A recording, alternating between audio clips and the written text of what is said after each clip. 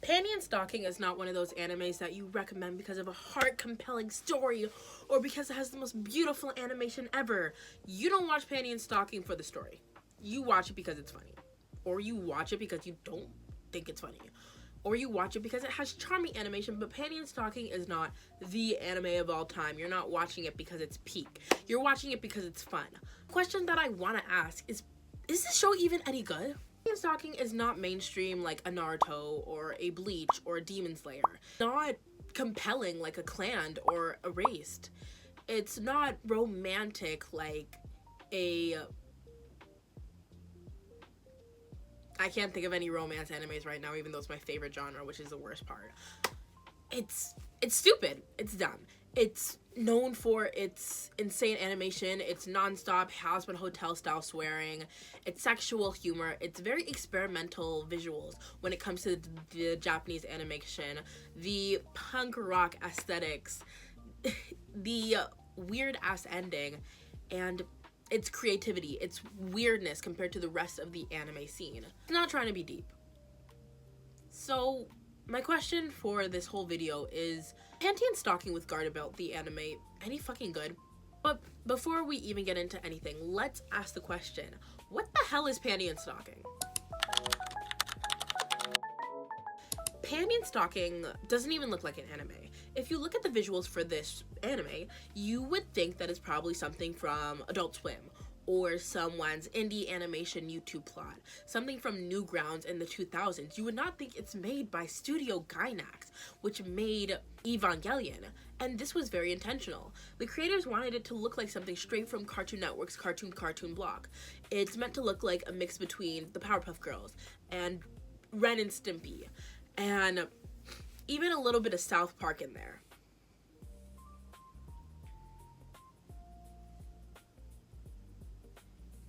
It's created by the studio, rest in peace with Studio Gainax, which is known for its creativity. Once again, it created Neon Genesis, it created Fooly Cooly, and it created Gurren Lagann. Those are all quite very experimental anime. While they're staples now, and they have inspired their own subsets of animes to be just like them, in the beginning, when those animes were being created, there was nothing like it. So obviously, Studio Gainax had to innovate in another way, and created this show that followed our two demon sisters, wait, getting a little ahead of ourselves. Our two angel sisters, Anti-Anarchy and Stalking Anarchy. These two angels were kicked out of heaven for their disruptive behavior within the Heaven City, sent to Daton City, where they have to hunt ghosts in order to earn heaven coins and eventually return home to their lavish lives, being the princesses of heaven. It sounds like a cute setup, you know, episode by episode you follow them as they collect their coins and they go on their adventure and all that stuff. But no, the show is insane. This show is wild. This show is wild. Panty, sex-obsessed freak. She is a sex pest through and through. Every time you see her, she's banging a new dude. Stalking, badass. Obsessed with sweets. All she wants to do is eat sweets. She will go on full-blown missions to eat sweets. They are crude, they are nasty, they are weird. And they have a priest watching over them named Garderbelt. Garderbelt is over the top. Garderbelt is crazy. Love you, Garderbelt. Garderbelt is crazy. Thing about Panty and Stalking, because they had a very good episodic format where you kind of like a monster of the day every week. You have to collect these heaven coins by the end of the episode, and you know, at the end of the season you get to go up to heaven. It's kind of like a Lolly Rock where they had to collect the crystals, or Sailor Moon where she had a new enemy to face every day. No, Panty and Stalking is not like that. You thought, didn't you? That's what I thought. No. One episode might be a zombie apocalypse.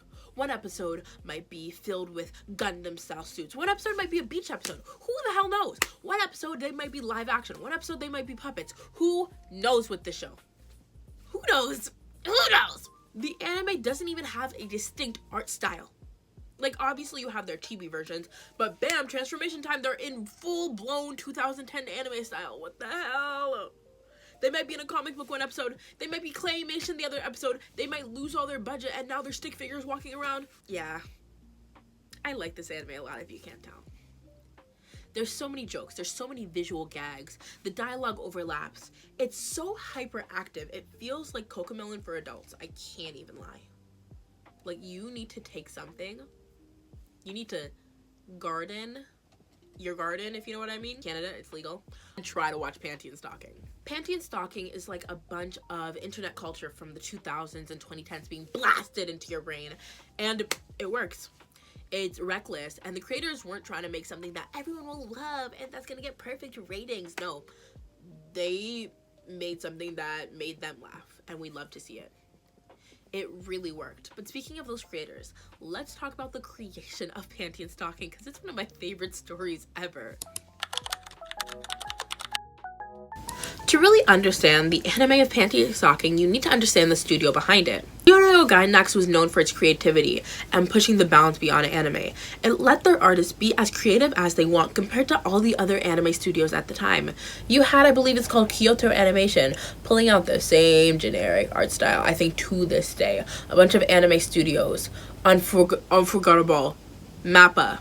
Like, their animes are good, don't get me wrong, but they're playing it safe, especially because a lot of these animes are based off of manga that have already shown that they're popular and have good stories. Not Studio Gainax. Half of their animes, and not even half their animes, I believe majority of their animes come straight from the creators' heads. And it was a mess, but also masterpiece. So let's get into, anyways.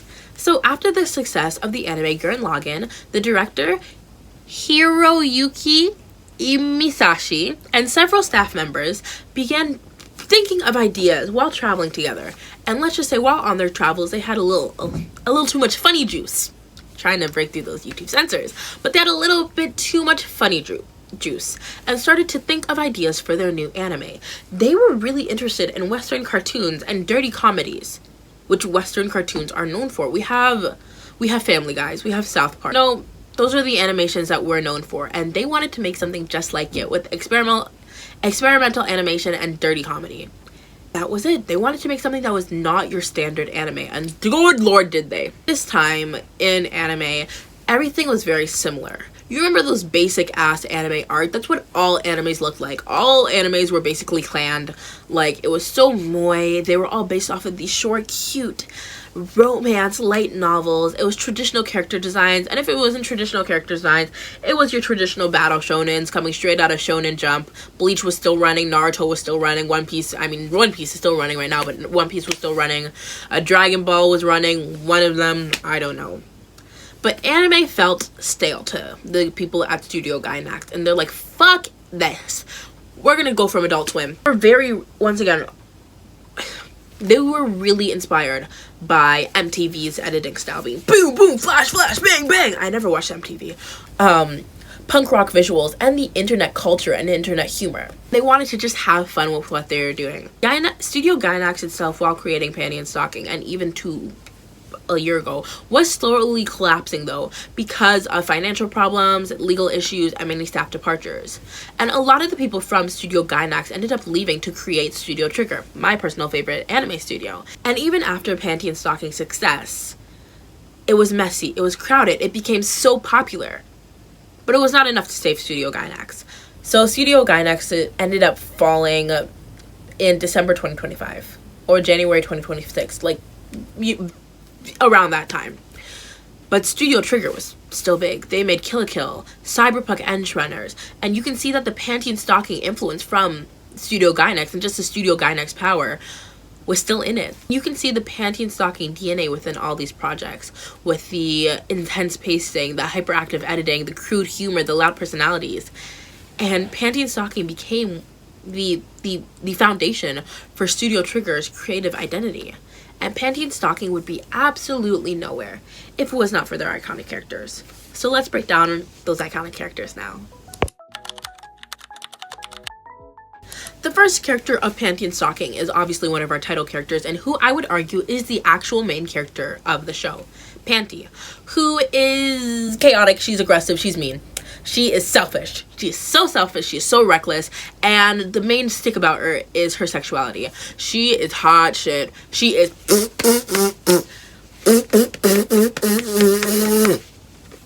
if you know what I mean.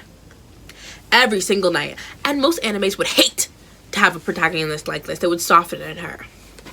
But Panty and Stalking, no, because they want to commit to this disastrous character that they have.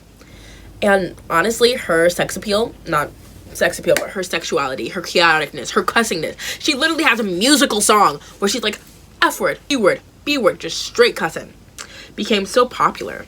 And it's really a part of her appeal. She doesn't like being perfect. She doesn't pretend to be perfect. She doesn't pretend to be likable. She's just herself all the time. Her sexuality also produces her weapon, with her underwear, her panties, being her weapon that transform into a gun. A long-range weapon for her to be able to be reckless and make a lot of damage. She does not have to be precise because you're a gun. You can shoot as much. I'm Canadian. Again, mentioning that again in the video. I'm not around guns like that. I don't know what y'all hooting her about. Well, your pew-pew-pews. Be more reckless because her weapon is a gun. She can shoot around and miss a few times without being in direct danger, which I don't know if they put that much effort into thinking about that, but I think that's cool. The next character, another title character, which is our secondary protagonist, is Stalking, who is almost the opposite. You look at her and she's more quiet. She's more gothic. But oh lord, is she also selfish and reckless and evil. They're not evil, but they're just mean. They're rude. They're bitches. She is obsessed with sweets. Her sex is cake and pudding. Oh lord, she would kill you if that meant she could taste some new cafe sweet. And she is so real. Really popular online because she dresses in very gothic Lolita styles, and good lord, the gothic Lolitas need some better representation in anime. What do you mean Misa is what people are calling gothic Lolita? That's a side note for another video. A big reason as to why this anime gained popularity was because of Stalking. She was huge in cosplay culture and fan art communities because number one, she had big titties, and number two, she was gothic Lolita. Mention her titties a lot. In official art, her titties, like, they're very cartoony, basically stick figures, but no, her titties are there. Her weapon is katanas that are formed through her socks. And I think that it's kind of interesting how, like, the more reserved character has to be more reserved with her weapons, because if you're doing katanas, those are close range attacks. But they're both chaotic. They're both wild and chaotic. The next characters that we have are the Demon Sisters. One of them that I'm cosplaying right now, Scanty. Scanty is loud and violent and explosive, but she's more refined. She uses big ass words that she has no meaning using. Comparing these two twins to the Angel Sisters, it's night and day. You would assume that these two Demon Sisters would be the evil, but no, they basically act like angels. They're so wise, they're so educated, but they're still bitches. No, they're still bitches. They're still mean and bitches. The Demon Sisters also rely more heavily on darker aesthetics, more punk aesthetics, and deviled imageries. Scanty herself can be quite cruel at times, but no, she's just cruel. Sorry, she can be cruel sometimes. Except for to her sister. God damn, she loves her sister so much. If Panty and Stalking hate each other, Scanty and Nisox love each other. Nisox became a fan-loved character as well. She was more emo compared to punk compared to her sister. But once again, Nisox was the better alternative. She was kinder, but she was still cruel. She's still a bitch. They're all bitches. Was kind of sadistic, and once again uses the big language. Not saying I'm uneducated, but their language is big. Next character that we have is Brief. He is the loser of the group. I hate Brief. I hate Brief. I hate Brief. Not saying I don't fully hate Brief, but he's just a man in the group, you know? He's basically what's intended to be the insert, the self-insert for this new anime. He's socially awkward, and his role in this anime is to suffer. He also has a real... he's so in love with Panty. But Brief is quite important to the story because every time you have a chaotic story, you need something to ground it. Brief is what grounds this Panty and Stalking story. He's the really only normal one who isn't absolutely insane. And when there's insane situations where even the audience is like, what's going on? Brief is like, calm down. Let's all calm down. And I appreciate him for it. He's still a socially awkward man in my story about beautiful women, so get out. The next character is Gardner Belt, and he is the holier than thou priest. I'm just kidding. You thought there'd be an actual priest in the show? No. Gardner Belt is a chaotic priest. He is always working in his own self-interest. He cusses so much. I don't think priests cuss. He's a little vulgar sometimes. He is weird, but he's in charge of looking over the girls. If you're a fan of Panty and Stalking, you know what I'm going to talk about next. Panty and Stalking ended in 2010, and then there was nothing. Let's talk about the Panty and Stalking drought. I changed my hairstyle because I can't stand it on my nose right now. It is 11:30 at night. I'm ready to wash this off and go to bed. But the drought of Panty and Stalking content was 2010, and you watched the most insane cliffhanger in all of anime. one of the main character was actually evil and kills the other main character, and then nothing. Fans all around the globe were sitting, waiting for another season, and then a year passed. No announcement. Years passed. Years and years passed, and nothing. The problem was Studio Gainax had nothing. They had legal problems. They had no money. It ended up collapsing in on itself, and like I discussed before, Studio Gainax closed down. Most of the creators behind Panty and Stocking already left Studio Gainax 2 to work on Studio Trigger. And Studio Trigger is up there. Studio Triggers are creating banger after banger anime. And Studio Trigger couldn't pick up Panty and Stocking because it was trapped in these legal issues, these rights and property battles for years. It was a Panty and Stocking drought. The fandom survived only through nostalgia, through cosplayers, through fan artists, and through that banger-ass soundtrack, through TikTok fan edits, through memes, and even through some convention culture. But honestly, the lack of fandom content actually made the anime a little stronger. It started becoming a cult classic. People were discovering years and years later. I discovered Panty and Stocking somewhere around 2019, 2020 time, almost 10 years after the anime. And I was in middle school at that time and I fell in love. But it was a relic of the past. No one expected a new season to come out. And then, after over a decade, Studio Trigger announced at a convention, New Panty and Stocking. What the fuck is that title? New Panty and Stocking. Oh my god, people loved it. People were losing their mind. It was a wild trailer. Panty was chopped up into pieces. It was cool. It felt like the 2010s were automatically back. And that's why people were so excited. In a world of Demon Slayers, in a world of JJKs, you had Panty and Stocking finally coming back. With the rise of anime and the great anime shift, as people like to call it, anime became very mainstream.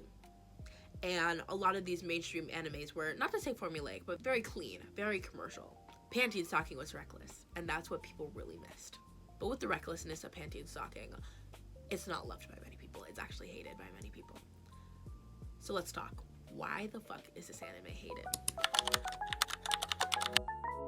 A lot of people hated Panty and Stocking. Not because they didn't understand it. It's not some deep philosophical anime that you need to understand. They hate it because it was intentionally obnoxious, and let's be honest, it's intentionally obnoxious, and people don't like obnoxious things.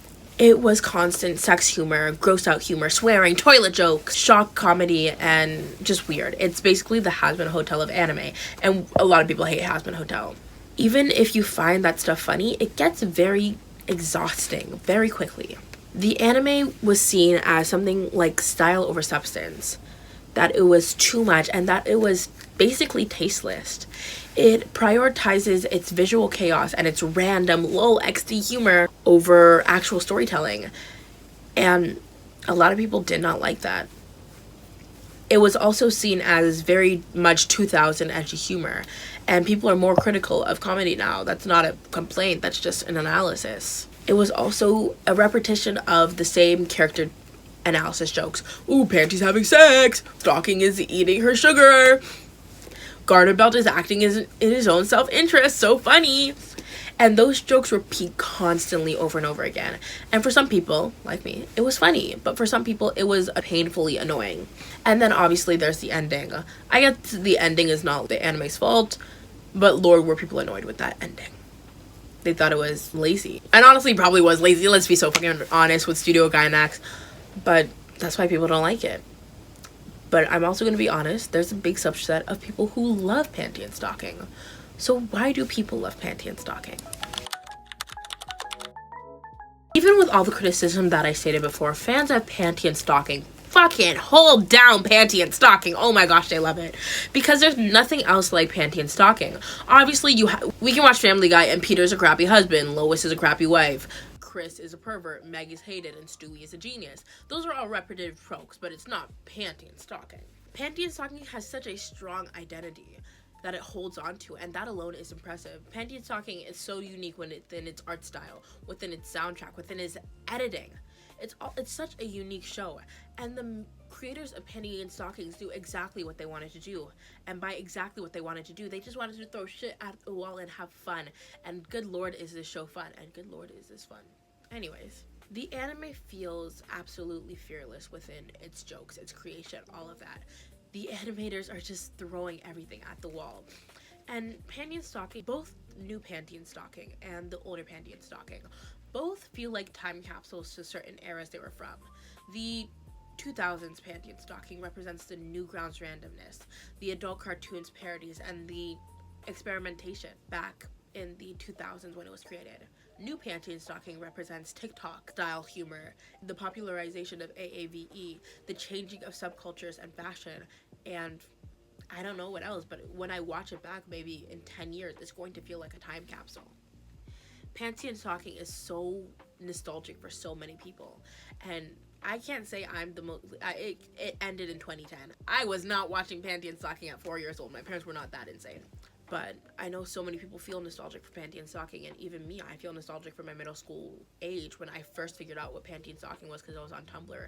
The anime is also so important because it made Studio Trigger. Not to say necessarily, but Panty and Stocking is a big influence to why Studio Trigger. It influenced Kill la Kill, Cyberpunk Edge Runners, and all the other Kill la Kill anime. All the other Studio Trigger anime that are so wonderful at this point. Panty and Stocking walked, so Kill la could run. And Kill la Kill, if you did not know, is my favorite anime, so Panty and Stocking is a lot to me. But the real deep question of this video is Panty and Stocking any good? The question is Panty and Stocking any good is really up to personal preferences. I'm not going to be one of the people who say it's objectively amazing, it's objectively terrible. Objectively, it's not the best anime in the world. It's not erased. Why am I glazing erased in this video? Oh my gosh. But it honestly depends on you. If you hate offensive humor and if you hate crude jokes, you hate sex jokes, you prefer emotional storytelling, you prefer fully episodic shows where it's a continuous story between the episodes and you need consistent writing and grounded characters, Panty and Stocking, you're going to hate it. You're not going to like it. I'm sorry. But if you enjoy experimental animation, if you enjoy chaotic humor, if you enjoy internet XD randomness, if you enjoy Western adult animation, you might like Panty and Stocking. It's incredibly entertaining. If you enjoy bitches being bitches, so I need to stop doing that, then you'll love it. It's not good. Panty and Stocking itself is not an amazing anime. It's not getting rated it's not getting a daytime Emmy award. It can be inconsistent in its animation. It can be inconsistent within its writing. It can be exhausting with the same joke sometimes. Don't get me wrong. I get sometimes tired of the same joke in every episode. But it's unforgettable. It is so creative. It is so unapologetic with what it is. And it's so different from everything in anime. Still to this day, Panty and Stocking sticks out like a sore thumb throughout the entire anime scene. And we need more projects like Panty and Stocking. Because not every joke may land in Panty Stocking. Not every episode is brilliant storytelling. It has barely any storytelling. But it feels so creative. It feels like these animators and these writers are having fun. Compared to the JJKs, compared to the Mappa Studio that puts out amazingly written and amazingly animated animes, but they all end up looking the same eventually because they go 10 toes deep into that realism. Well, as realistic as anime can get. You have Panty and Stocking, which is none of that. The absolute opposite of that. And this is the reason that people are still talking about Panty and Stocking to this day. But that random Moi Bay anime that came out in the 2000s, 2010s, when Panty and Stocking was still airing, no one talks about it anymore.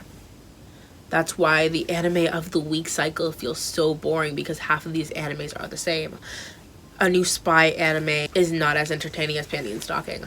A new romance anime is not as entertaining as Panty and Stocking when it comes to the waves that it makes within the anime industry. And I think even though the show might not be critically amazing, it's so dumb to say, but it's iconic. And that's why people love it. That's why, love it or you hate it, Panty and Stocking with Garterbelt, the old show and the new show, remain one of the most unique animes ever made, and I believe that it will remain the most unique anime that will ever be made if anime continues to go down the path of blandness and sameness to keep their dollar. The audiences want more, and I feel like this is something that can be said for Western animation too, but I'm specifically talking about anime right now. The audiences want more. You can play it safe with your same shonen anime every 2 weeks. You can play it safe with your same girl falls in love with guy in 12 episode anime every single week. And those will make you your money, but they will be forgotten in 5 years. Panty and Stocking is not going to be forgotten in 5 years.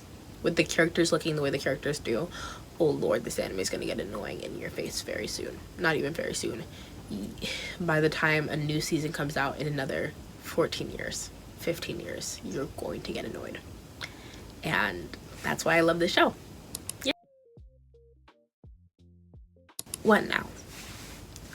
I don't know when we're going to get a new season of Panty and Stalking. I really doubt that's going to be anytime soon, unless the Anime Expo happening, I believe in June this year, comes out and they pump out a new Panty and Stalking trailer, which I won't complain about, but I doubt it's going to happen. I just wanted to talk about Panty and Stalking because it's so unique when it comes to this anime stuff. Don't get me wrong, I love the 12 episode anime formats, but I forget half of them I end up watching because they're all the fucking same. All the isekais I end up watching, I end up forgetting because they're all the fucking same.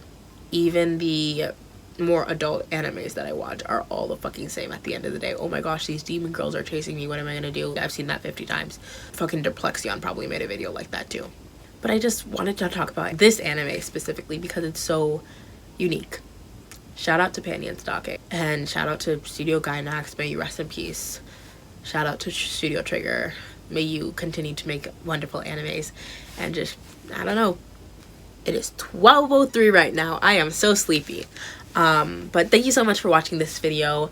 I really do appreciate it. If you did enjoy it, please like and subscribe, and if you just enjoy me talking in general, I post daily videos on TikTok and Instagram, and I would love it if you guys check me out there. If you want to see my cosplay stuff, I'm going to try to post more videos in my cosplays, but other than that, I have a Ko-Fi, so you can check me out on Ko-Fi and, you know, see more cosplays. Other than that, I don't know what else to say. I'm going to go to bed once I wash my face, but once I wash my face, I'm going to go to bed, and I will see you guys in the next YouTube video. Bye. When I see you, I go nuts. Please, baby girl, let me touch on them cocoa nuts. Let me get the milk with the cocoa puffs. Feeling kinda freaky, get the go-go cups. Oh shit, we're Inspector Gadget. I don't even know, but I been done had it. Listen, from your life, I'm what's missing. So stop frontin', let me touch that kitten. Meow.